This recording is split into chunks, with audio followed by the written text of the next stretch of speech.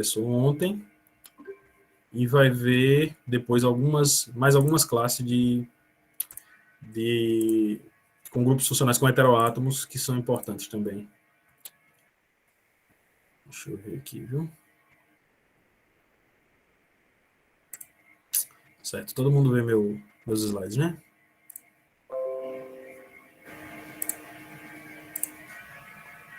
Certo, eu acho que a gente parou aqui ontem, né? A gente começa com ácidos carboxílicos. Eu estava falando da tensão da cadeia, que ela provoca uma distorção e tal. Pronto, é isso mesmo. Então foi o último slide de ontem. Bom, hoje a gente continua com compostos carbonílicos, O senhor estudando terminou de explicar cetonas. Cetonas. Pronto, beleza. Os ácidos carboxílicos, eles, no infravermelho, eu acho que é a classe mais simples. Junto com álcoois e fenóis, é a classe mais simples. Aliás, é a classe mais simples, porque quando você tem hidroxila sem ter carbonila, você pode ter álcool ou fenol, e ainda há dúvida se é um álcool ou um fenol, certo? No ácido carboxílico, não. Você olha um espectro de ácido carboxílico, você tem certeza que ele é um ácido carboxílico. Então, ele tem um estiramento. O estiramento da hidroxila dele, ele é de alta intensidade e ele é bem largo, certo? Ele vai de 3.400 até chegando a 2.400. E ele acaba encobrindo os estiramentos de CH. A não ser que tenha... Não, acaba encobrindo os estiramentos de CH. Além disso, a gente vai ter a carbonila, né, aparecendo entre 1730 e 1700, e vai observar também o estiramento CO entre 1320 e 1210, certo? Então, a observação, vocês vão ver que é muito fácil detectar se no espectro eu tenho um ácido carboxílico. O estiramento da carbonila dele começa aqui, ó, e vai até quase 2400. Você vê que os estiramentos CH, eles estão parcialmente encobertos aqui, certo? Além disso, além da hidroxila, eu vou ter a carbonila, de ácido carboxílico, e eu tenho também o estiramento CO, certo? Então, primeira coisa que eu vou olhar no espectro de ácido carboxílico é esse estiramento da hidroxila bem largo, bem mais largo do que a hidroxila de qualquer outra classe de compostos orgânicos, certo? E aí eu vejo a carbonila, eu vejo os demais estiramentos presentes, estiramentos de deformações presentes no espectro, certo? O restante vai ser o que a gente já viu para cadeias carbônicas, né? Estiramento de CH3, estiramento e deformação. Então é bem característico mesmo. Não dá para errar. Certo? Todo ácido carboxílico, independente do tamanho da cadeia, vai ter o estiramento de hidroxila bem largo, assim. Certo? E aí a gente tem os derivados de ácidos carboxílicos. O primeiro que a gente vai estudar são os ésteres. Então, no lugar do hidrogênio da carboxila, eu vou ter um grupo R ou um grupo AR, né, um grupo alquil ou aril. E aí é o primeiro sinal que eu tenho um éster e não um ácido carboxílico. O sinal da hidroxila desaparece. Certo? O éster é um grupo bastante retirador de elétrons. Então a gente vai ter uma carbonila que aparece ainda mais, em frequência ainda mais alta do que a do ácido carboxílico, para ésteres alifáticos. De forma geral, como a gente viu para as demais classes, a conjugação reduz a frequência de absorção. Então, se eu tenho uma dupla conjugada, a carbonila, o sinal da carbonila desce de 1750 a 1735 para 1740 a 1715, e o da C dupla C também desce, certo? Se eu tiver um anel aromático conjugado, da mesma forma, essa frequência de absorção também é reduzida. De forma geral, né? Conjugação faz com que a frequência de absorção seja reduzida. Quando eu tenho ésteres cíclicos, as lactonas, a frequência de absorção da carbonila vai diminuir, vai aumentar à medida que o tamanho do anel diminui, certo? Como a gente viu anteriormente. Tensão anelar, quanto menor o anel, mais tenso, maior a energia, maior a frequência de absorção da carbonila, certo? Além disso, eu vou ver os estiramentos de CO, ligação sigma, carbono-oxigênio, entre 1.300 e 1.000. Então, a primeira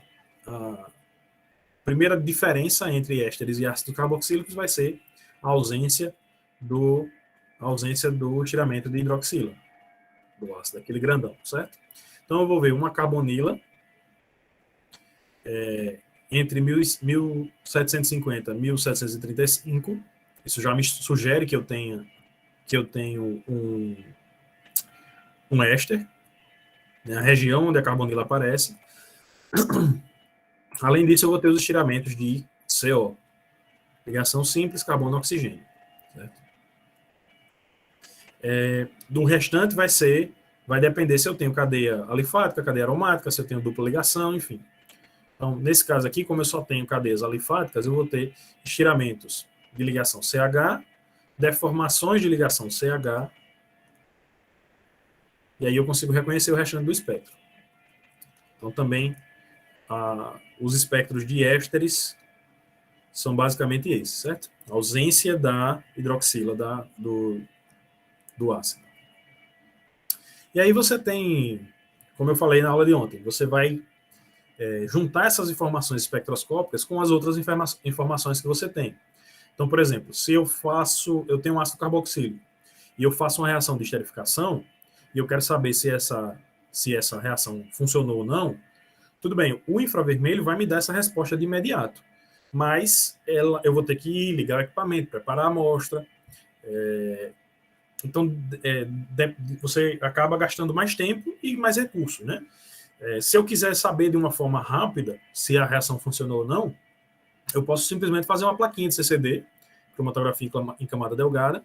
O éster vai ser bem menos polar do que o ácido carboxílico e eu vejo a diferença do produto em relação ao reagente, certo? Então eu vou sempre combinando as informações que tem à minha disposição. Se eu tenho o infravermelho à disposição, eu vou fazer o infravermelho. Se eu tenho a ressonância, eu vou usar a ressonância. A gente vai construindo, né, essa identificação estrutural a partir das técnicas que nós temos à disposição. Se eu tiver dupla ligação conjugada à carbonila do éster, de novo, ela desce, certo? Então vai para mais próximo de 1.700, a carbonila, e a dupla ligação conjugada fica próximo de 1.600, certo? Aqui, como agora eu tenho tanto estiramento de carbono sp2 como de carbono sp3 ligado a hidrogênio, essa região dos estiramentos CH vai ficar um pouco mais complicada, né? Eu tenho tanto acima de 3.000 como abaixo de 3.000. Além disso, eu vou ter de novo o estiramento CO, certo? Ele aparece normalmente aos pares, eu acho que eu não sei se eu falei isso, ele aparece normalmente aos pares. Estiramento CO de 1.300 a 1.000. Tranquilo? Quando eu tenho um éster aromático, aí eu vou adicionar a isso os estiramentos e deformações do anel aromático. Carbonila conjugada ao sistema aromático, frequência de absorção é reduzida. Então aqui vai para próximo de 1.700 também. Eu tenho tanto carbono sp2 como carbono sp3 ligado a hidrogênio. Tem os carbonos sp2 do anel e tem os carbonos sp3, o carbono sp3 dessa metila aqui, certo? Então eu vejo novamente estiramento de CsP2 ligado a hidrogênio, de CsP3 ligado a hidrogênio. Além disso, eu vejo novamente os estiramentos de CO, certo? Estiramento de CO, os estiramentos C+C do anel aromático, e aí eu vou observar, eu não acho que eu não deixei aqui, mas só para lembrar, eu vou observar, comparar a região do overtone para ver se esse anel é mono, di, substituído, e a região de deformação angular fora do plano. Tudo isso vai me dizer que ele é mono substituído, certo? Dúvidas até aqui? Não, né? Certo. Bom, então a gente viu derivados de ácido carboxílicos, como derivados de ácido carboxílico, só o éster até agora, né? E o próximo derivado vai ser a amida. Então, a amida a gente pode pensar nela como o produto de uma reação de acoplamento entre um ácido carboxílico e uma amida com a saída de água, né? Então, eu tenho uma reação onde eu substituo, onde eu tenho a saída de uma molécula de água e a entrada de um nitrogênio ligado à carbonila. Como esse nitrogênio ele é menos eletronegativo que o oxigênio e ele tem o par de elétrons que pode doar, então a frequência de absorção dele vai ser bem menor do que a dos ésteres, certo? Vocês lembrarem lá do começo, que eu falei, quando eu tenho um grupo doador de elétrons, ele estabiliza essa carbonila e a frequência de absorção diminui. Então ele vai ficar entre 1680 e 1630. Se a minha amida for primária ou secundária, além da carbonila, eu vou ter o sinal do NH. Então, para amidas primárias, onde eu tenho um grupo NH2 substituindo, eu vou ter normalmente duas bandas de absorção, próxima a 3.350 e outra próxima a 3.180. E amidas secundárias vão ter somente uma banda em 3.300. Quando eu tenho uma amida terciária, ela não tem nitrogênio ligado a hidrogênio, e aí eu não tenho essa banda de absorção, não tenho esse estiramento, certo? Também para amidas primárias e secundárias, eu tenho ainda a deformação angular que ocorre entre 1640 e 1550, certo? De novo, amidas terciárias não apresentam essa deformação porque não tem nitrogênio ligado a átomo de hidrogênio. Então, bom, vamos olhar uma amida primária, certo? A amida primária, dois átomos de hidrogênio ligados ao nitrogênio, eu vou ter dois sinais acima de 3.100, então tem um próximo a 3.300, outro próximo a 3.180, 3.200, mais ou menos, que são os dois estiramentos das ligações NH. Eu vou ter o sinal da minha carbonila entre 1680 e 1630. Além disso, eu tenho a deformação NH que fica junto, ele aparece na mesma região da carbonila, né, se a gente observar aqui, né, 1640 a 1550. Por isso que esse sinal da carbonila fica mais largo. Aqui nesse sinal eu tenho tanto a carbonila como a deformação da ligação NH. Deformação da ligação NH, eu tenho ainda o estiramento CN, tenho deformação angular fora do plano NH também aqui embaixo. Certo?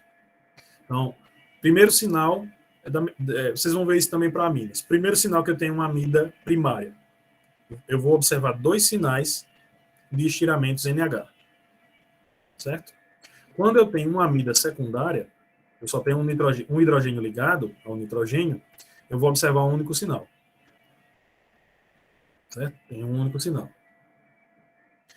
Além disso, eu vou observar os estiramentos de ligação CH, dos carbonos sp3, a carbonila, abaixo de 1700, a deformação NH, nesse caso aqui, ela aparece parcialmente resolvida, né? Então eu vejo dois sinais, eu não vejo um único sinal mais largo. Você vê que fica ainda bem largo aqui. E eu tenho, de novo, deformação angular fora do plano, de NH. Tranquilo até aqui, para amidas?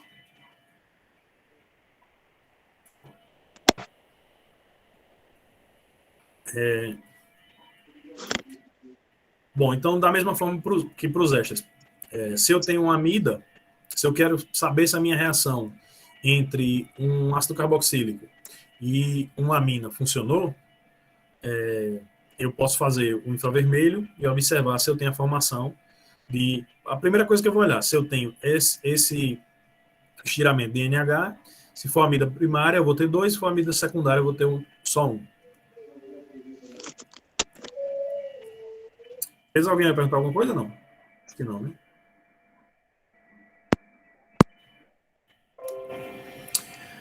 Certo. Então a gente segue com os derivados de ácidos carboxílicos. Os cloretos ácidos, os aletos ácidos, né, aletos de acila, eles são importantes reagentes usados em química orgânica principalmente para reações de esterificação. A acetilação é a mais comum. Então, a gente usa bastante cloreto ácido, com, por exemplo, cloreto de acila e piridina, ou anidrido acético e piridina, para fazer uma reação de acetilação. Isso é bem comum, certo? Eles precisam ser tratados com bastante cuidado porque eles são muito corrosivos. Eles reagem muito violentamente. Então, é um reagente de difícil manuseio. Mas ainda assim, eles são bastante usados. Então, vejam só, como a gente conversou antes. Quando eu tenho um grupo doador de elétrons, foi o caso da amida, tem um grupo doador de elétrons, a frequência de absorção diminui, certo? Quando eu tenho um grupo retirador de elétrons, a frequência de absorção aumenta, certo? Então, eu tenho um cloreto ligado a carbonila, o cloro é eletronegativo, ele vai retirar elétrons, e essa frequência de absorção vai aumentar, certo? Se eu tiver conjugação, da mesma forma. Dupla ligação conjugada, tanto dupla ligação alifática como aromática, faz com que a frequência de absorção diminua. Além disso, diferente do que a gente já viu anteriormente, eu vou ter o estiramento da ligação carbono-cloro entre 730 e 550. Certo? Então, quando a gente procura um cloreto ácido, eu vou observar a carbonila aqui acima de 1800, ó, a carbonila numa região bastante de frequência alta. A carbonila numa região de frequência alta. Eu ainda tenho os estiramentos CH aqui fraquinhos. E eu vou observar esse estiramento de alta intensidade da ligação carbono-cloro aqui próximo a 600. Certo? Então, é um espectro bem característico. Quando eu tenho uma cadeia maior, aí eu vou observando as demais bandas de absorção, né? Nesse caso aqui, a gente vai focar na carbonila e na ligação CCl. Beleza? Bom, o último derivado de ácido que a gente vai trabalhar é o anidrido. Acho que eu falei um pouquinho dele. Então, novamente, eu ressalto. Quando a gente tem um grupo retirador de elétrons, essa frequência de absorção ela aumenta bastante. E aí os anidridos eles têm duas bandas para carbonila. Cada anidrido vai ter duas carbonilas, né? Mas ele tem duas bandas para as carbonilas. Uma em 1830, entre 1830 e 1800, a outra entre 1775 e 1740. Também é um grupo fácil de definir no infravermelho, porque é o único que tem essa dupla de estiramentos para carbonila, certo? Eles podem variar a intensidade, mas normalmente eles vão estar lá presentes. Além disso, eu vou ter múltiplas bandas de ligação CO entre 1300 e 900.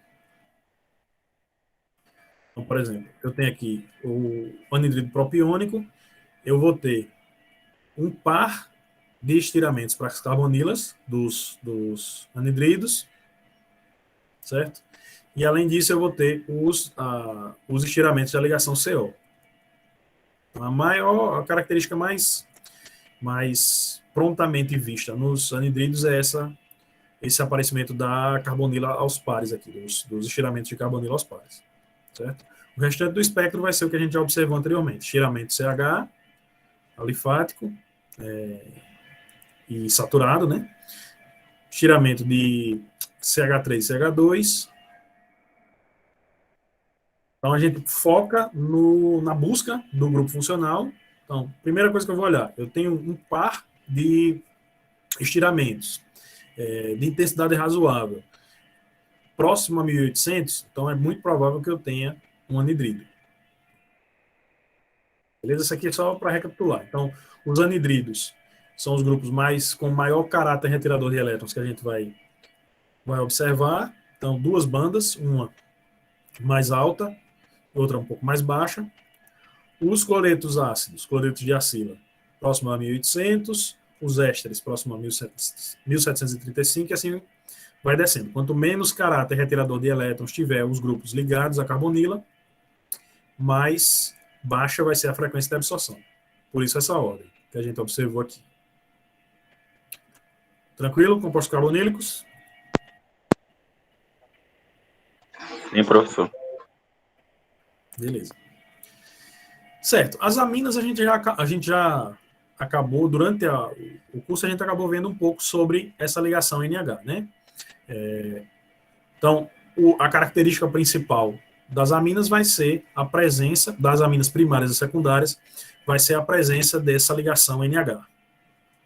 Então, ela vai acontecer na região de 3.500 a 3.300. De novo, se eu tiver aminas primárias, eu vou ter duas bandas, aminas secundárias vai ter uma única banda, e se eu tiver uma amina terciária, eu não tenho estiramento NH, certo? A deformação da ligação NH vai acontecer na região de 1.640 a 1.560, certo?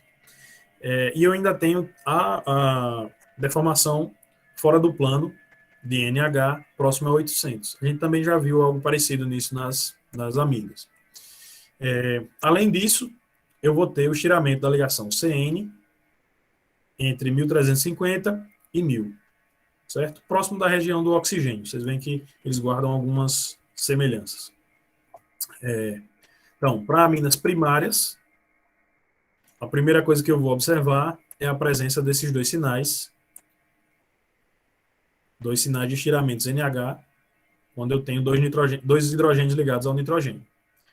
Eu vou ter, para o restante da cadeia, os estiramentos que a gente já conhece, CH2 e CH3.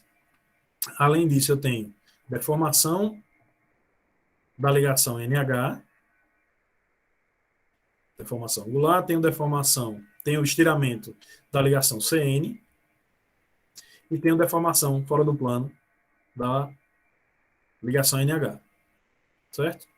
E aí eu vejo que eu não tenho outros grupos funcionais presentes. Por exemplo, eu sei que não é uma amida porque eu não tenho a carbonila.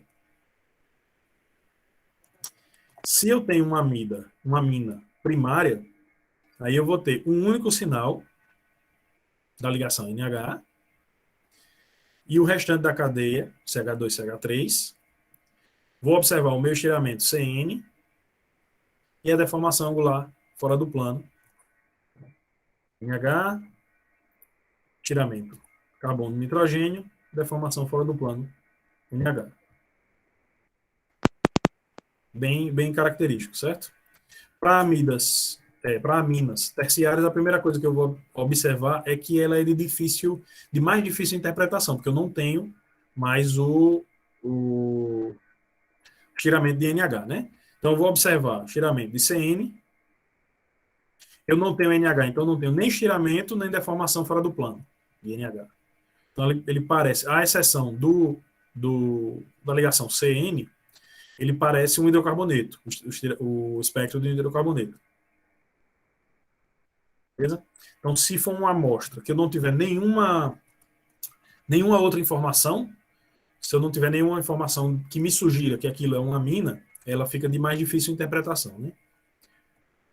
Não tenho nem estiramento, ligação NH, nem deformação fora do plano de NH. Então, basicamente, parece um espectro de um hidrocarboneto acrescido do estiramento CN. Beleza? Então, essas são as principais classes de compostos orgânicos que a gente vê em infravermelho. A depender dos livros que vocês consultem, vão ter algumas outras, e tem literatura mais específica para classes, por exemplo, para alcaloides, flavonoides, você vai ver bastante coisa, compostos fenólicos de maneira geral, mas de grupos funcionais básicos, esses são os principais. E aí, vocês têm dúvidas? Querem perguntar alguma coisa? Não entenderam alguma coisa? Eu ainda não consegui ter tempo para pegar na lista que o senhor colocou ontem. Aí eu não tenho dúvida, mas quando eu começar a fazer os exercícios que as dúvidas forem surgindo, aí eu vou mandando. Tá, beleza, Rogério. Bom, então, só para a gente recapitular. A gente viu que... Ô, professor. Oi, pode falar, José. Talvez seja até uma pergunta que todo mundo saiba a resposta, mas eu fiquei com a dúvida no seguinte sentido. Sempre que a gente tiver for analisar aquelas bandas para saber que tipo de composto a gente está vendo ali, ele nunca vai dar o composto total, né? Sempre vai ser meio que que separado nos tipos de ligações que estão envolvidas no composto. Não é isso? Mais ou menos. Ele não. É como eu estava falando, se for uma amostra desconhecida, eu não tiver nenhuma informação sobre a amostra, vai ficar bem difícil de identificá-la. A não ser que seja uma estrutura mais simples. Por exemplo, se eu tiver o espectro do tolueno, por exemplo. Então, eu tenho um grupo metil ligado a um anel benzênico. Olhando o espectro dele, eu sei que é ele. Certo? Algumas estruturas mais simples são mais fáceis de identificar. Se eu tiver etanol, eu sei que é o etanol. Certo? À medida que a complexidade da estrutura aumenta, eu vou precisar de mais informações. O infravermelho, ele é usado como técnica auxiliar para a identificação de compostos desconhecidos. Então, não sei nada daquela molécula. Faço o infravermelho, ele vai me mostrar quais são os grupos funcionais. Então, já tenho pelo menos uma noção da classe daquela estrutura. E ele é muito usado também para, se você lembrar que eu falei no começo, ele é usado como fingerprinting, como impressão digital. Então, por exemplo, se eu vou fazer uma análise de perícia criminal, por exemplo. O perito pega lá uma amostra, um pó branco que foi encontrado numa cena do crime. Ele pode analisar aquilo no infravermelho, comparar com um padrão de cocaína ou de heroína, e ele vai confirmar que é aquela estrutura. Certo? Então, eu preciso de mais informações para me ajudar a interpretação do espectro de infravermelho em si. Se eu não tiver nenhuma informação além daquela que o espectro me dá, eu vou tirar só quais são os grupos funcionais presentes, qual é o tipo de molécula, qual é a classe, talvez. Certo?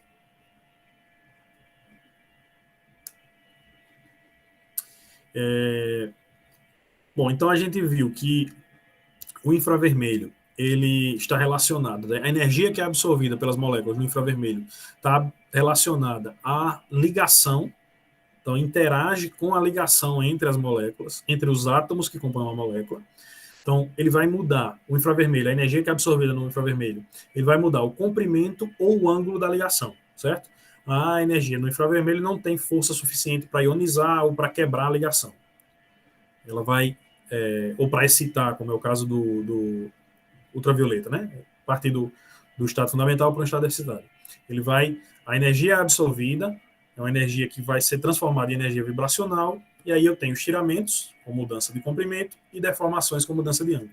Certo? É isso que o equipamento vai detectar. E aí eu posso fazer essas análises. As formas mais comuns são em pastilhas de KBR ou em ATR. Eu, particularmente, prefiro ATR sempre que possível.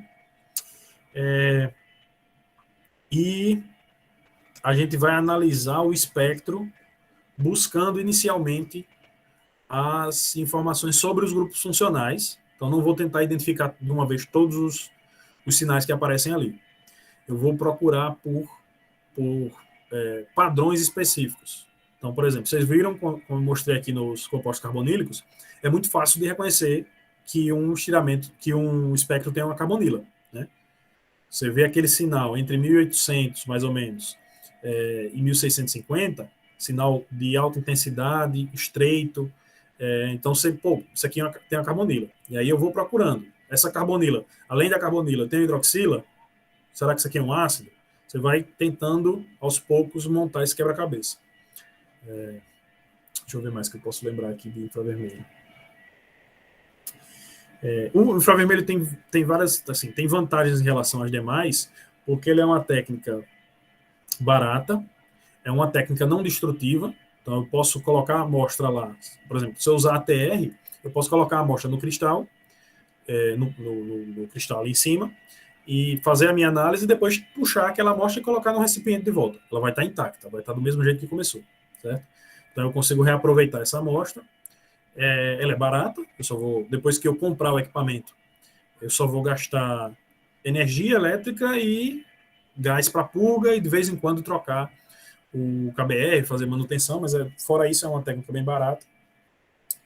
E ela é muito útil também, acho que eu falei um pouco sobre isso, mas ela é muito útil para avaliar um segmento de uma reação química. Então, por exemplo, se eu tiver uma reação de Grignard, eu vejo o estiramento da carbonila desaparecer, se eu estiver acompanhando, por exemplo, uma reação de Grignard. Eu vejo o estiramento da carbonila desaparecer e o estiramento da hidroxila começar a aparecer. Se eu for fazer uma reação, deixa eu ver aqui, uma reação de redução de ácido carboxílico com hidreto. Eu joguei hidreto de lítio de alumínio, esquentei ali, e aí eu vejo o sinal da hidroxila de ácido e da carbonila desaparecer e começar a formar o sinal da hidroxila de álcool. Beleza? Se eu faço uma reação com oxidação com PCC, oxidação de álcool primário a aldeído, eu vejo o sinal da hidroxila desaparecer e o sinal da carbonila começar a aparecer. Então, ele tem várias aplicações, vai depender da área que você trabalha. O que mais?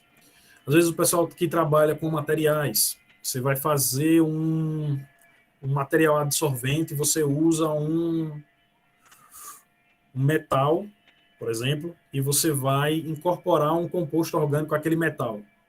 O metal, via de regra, com algumas exceções, não vai absorver na região do infravermelho médio, que a gente está estudando. Mas se o material for incorporado na superfície do metal, ele vai aparecer. Então, digamos que eu quero funcionalizar uma superfície de magnésio com grupos fenólicos. Eu quero saber se a minha funcionalização deu certo. Eu coloquei lá. Se tiver só o magnésio, eu vou ver praticamente só a linha de base. Se tiver o magnésio funcionalizado, eu vou ver os sinais dos aromáticos. Então, vai depender da sua área de trabalho. Mas o infravermelho é bastante útil mesmo. Dúvidas? Eu fiquei conversando aqui, acabei de esquecer de perguntar se vocês têm mais alguma dúvida. Tenho dúvida. Né? Pronto, beleza. Acredito eu que na semana que vem, quando começarmos quando vocês fizerem os exercícios, aí as dúvidas vão aparecer. Deixa eu parar aqui a gravação e a gente